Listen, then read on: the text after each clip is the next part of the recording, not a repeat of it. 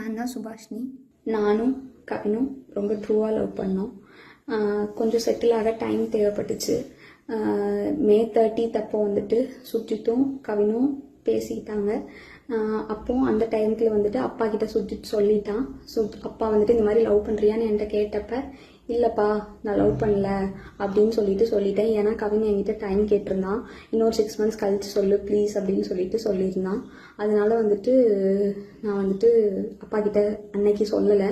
அதுக்குள்ளே next upcoming மந்த்துக்குள்ளே இப்படி ஆயிடுச்சு. 2 பேருக்குள்ளே என்ன கான்வர்சேஷன் போச்சுங்கிறது தெளிவாக தெரியாது. ஆனால் கவினுக்கு ஃபோன் பண்ணி சுஜித் வந்துட்டு பொண்ணு கேட்க வாங்க, இவ மேரேஜ்க்கு மூவ் பண்ணாதான் அடுத்து என்னோட ப்ரொஃபஷனை பார்க்க முடியும் அப்படின்னு சொன்னான் அப்படிங்கிறது எனக்கு தெரியும் கண்டிப்பாக. அதுக்கப்புறமா வந்து 27 என்ன நடந்துச்சு அப்படின்னா, அன்னைக்கு கவின் வராங்கிறது எனக்கு தெரியாது. நான் 28 ஈவினிங் தான் வர சொல்லியிருந்தேன். அவங்க தாத்தாக்கு தலையில் சூச்சர்ஸ் இருந்ததுனால நான் வந்துட்டு ரூம் பார்த்துட்டு அட்மிட் பண்ணணும்னு யோசிச்சிருந்தேன்.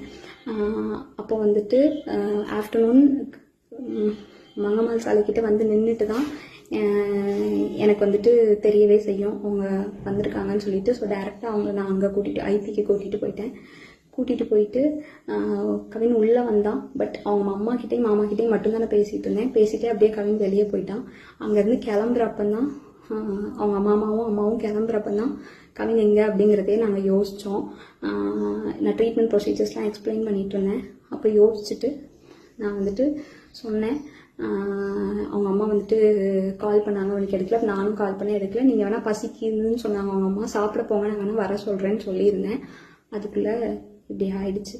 ஸோ வந்துட்டு இது தேவையில்லாமல் நிறையா இஷ்டத்துக்கு யாரும் வதந்தியை கிளப்ப வேண்டாம். உங்களுக்கு தோணுது எல்லாத்தையும் பேசாதீங்க. எங்கள் அப்பா அம்மாவுக்கு இதில் எந்த சம்மந்தமுமே கிடையாது, அவங்களுக்கு தெரியாது. இதை இதோட விட்டுருங்க. எனக்கும் கவினுக்கும் என்ன நடந்ததுன்னு எனக்கும் அவனுக்கும் மட்டும்தான் தெரியும். எங்கள் ரிலேஷன்ஷிப் பற்றியோ எங்கள் 2 பேரை பற்றியோ இனி யாருமே தப்பாக பேச வேண்டாம்.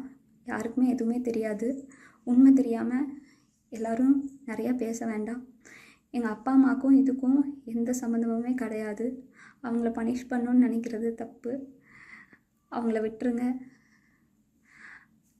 இவ்வளோ சுச்சுவேஷனில் எல்லோரும் அவங்கவுங்களுக்கு என்ன தோணுதோ அது எல்லாமே பேசிட்டீங்க. என்னோடய ஃபீலிங்ஸ் என்ன, நான் என்ன நினைக்கிறேன் அப்படிங்கிறத ரெஸ்பெக்ட் பண்ணி ஸ்ரீஸ் லவுட் ஸ்பீக்கருங்கிற பேஜில் ஒரே ஒரு பொண்ணு மட்டும் என்னை பற்றி பேசியிருக்காங்க.